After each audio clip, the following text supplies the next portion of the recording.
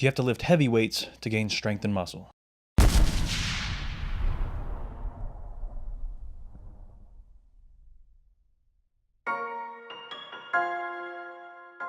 What's up everyone, Zach Nusser here, bringing you another training video. And today we're going to discuss whether or not heavy loads need to be used during training in order to build sufficient size and strength. It's long been assumed that heavy loads were required in order to build strength and muscle, and that lighter loads were really only good for muscular endurance, as opposed to building muscle mass or strength. However, a 2012 study showed that load didn't actually affect hypertrophy gains to a significant degree, and that both light and heavy loads were equally effective for muscle gains. These results have been seen in numerous studies since then, consistently showing similar muscle gains between high and low load training, again, contrary to the common and outdated belief that you have to lift heavy loads to gain significant muscle. Another thing that these studies showed, however, was that strength gains were superior in high load training groups. This has also been well established in the scientific literature. Lifting heavy relative to your 1 rep max is superior for overall strength gains. But a 2018 study found similar gains in hypertrophy and strength between high and low load training groups. The study set out to determine if load mattered in strength and muscle gains and whether or not sets needed to be taken to failure. I've covered the topic of training to failure in a previous video, but in this study, non-failure training groups trained very close to failure. So there was no significant differences between failure and non-failure training outcomes. So the important factor we have to consider is load. And as previously mentioned, this study, unlike most other recent studies, showed similar strength gains in high and low load groups. There are a few aspects of the study that we can examine to determine why exactly these results varied so greatly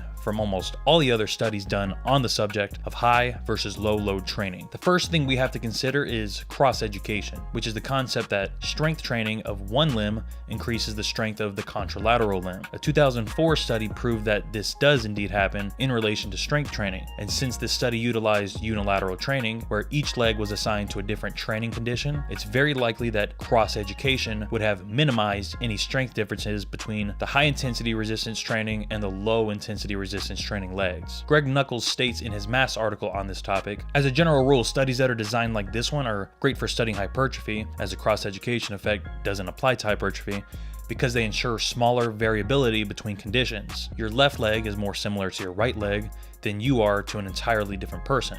But cross-education makes them less useful for studying strength gains. Another factor that likely contributed to the similar strength gains was the testing format. Most studies on high and low intensity training don't mention multiple 1 rep max tests and familiarization sessions. In this study, however, the participants got about 6 1 rep max tests, 3 with each leg, before ever beginning their training. Since high intensity resistance training is thought to be superior for building strength because of it being more specific to the skill of performing a 1 rep max, it makes sense that sufficient practice of actually performing 1 rep maxes would decrease the differences in strength gains between high and low intensity resistance training. It's also worth mentioning that a 1 rep max was performed midway through the study, just as it was in the study by Morton et al., which also showed much smaller differences in strength gains with high, about 80% of 1 rep max, and low, 50% of 1 rep max intensity resistance training than most other studies. Moving on to our next study on high versus low load resistance training, a 2017 study by Schoenfeld et al. This is another study that shows superior strength gains in high load training groups and similar hypertrophy gains between both high and low load groups. However, this study provides some additional context that may prove to be important in determining the true training outcome differences between different load groups. We know that one likely reason for superior strength gains in high load groups is training specificity, which I touched on more in depth in a previous video. The first study we covered supports this, showing that adding additional 1 rep max training in low load groups diminished most of the 1 rep max strength differences between the two groups. Where things get interesting in the study is when isometric and isotonic strength changes are compared. Isotonic strength is your strength in a standard full contraction exercise, like pulls, presses, curls, etc.,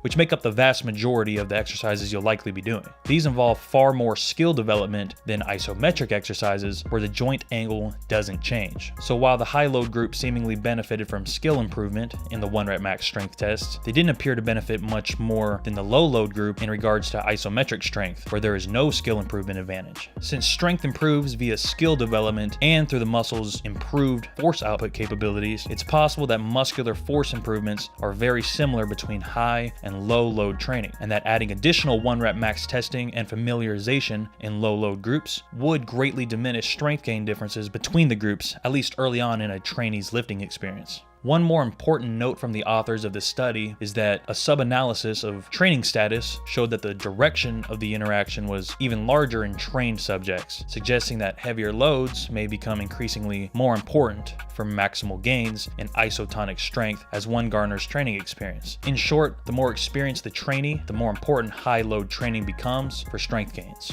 Taking all of this into consideration, it seems this can be best utilized in a periodized powerlifting or power building training program, where lighter loads are used early on and week by week weights are increased and reps are lowered as the trainee gets closer to the time for them to peak, like for a powerlifting meet. Greg Nuckols also makes a really great point worth mentioning, stating that moderate to higher loads of about 65 to 85% of 1 rep max are likely going to be much more tolerable when training close to failure, since the extreme burn, fatigue, and overall discomfort of high rep low load sets is so much higher, especially for lower body compound movements like squats and deadlifts. Because of this, he recommends using low loads almost exclusively for isolation exercises. I'd add that upper body compound movements like pulls and presses can benefit from occasionally lower loads, if only to put less stress on the joints early on in a training block. It's also a good method for dealing with a nagging joint injury, one that might not necessarily prevent you from lifting, but may flare up from using heavier weights. This will allow you to maintain or even add muscle mass as you're trying to recover. In summary, when training for strength, high loads generally produce larger gains in 1 rep max strength. Sufficient 1 rep max familiarization and testing seems to mitigate the strength advantage of high intensity resistance training over low intensity resistance training, at least in the short term. It's unlikely that high and low intensity resistance training would continue to produce similar strength gains over the matter of years, since the relative advantage of high loads increases with training experience. Isometric strength gains is similar between different loads, suggesting that low load training actually leads to similar increases in muscular force output. Despite strength gains being lower in the low load group,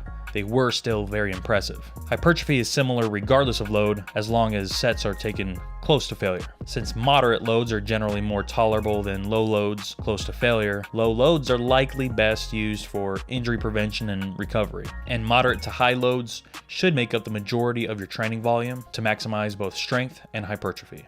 Alright everyone, thank you so much for watching. Make sure to like and share the video and subscribe to the channel to keep up to date on everything fitness. Leave any questions and comments you have in the comment section down below. Follow me on social media, and I'll see you guys next time.